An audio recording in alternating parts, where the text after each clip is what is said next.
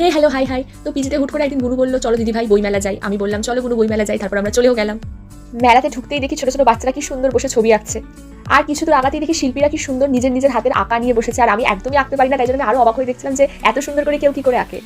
Honestly speaking আমি খুব একটা যে বই পড়ি, খুব একটা কেন, আমি বই পড়ি না, আমার এটা জানি গর্বের বিষয় নয়। কিন্তু আমার আজকে আসা মেইনলি বুনুর জন্য। আর এই বই মেলাতে বোধহয় এরকম কোনো বই নেই যে বই পাওয়া যায় না। চারদিকে এত বইয়ের দোকান, এত বইয়ের দোকান। বইয়ের দোকান নিয়ে আমি আলাদা করে কি বলবো আমি জানি না।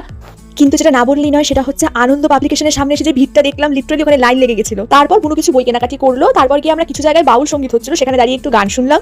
তারপর অ্যাজ ইউজুয়াল খিদে পেয়ে গেছিল, জন্য পেট পুজো করলাম। আর এটা খুবই বাজে ছিল খেতে।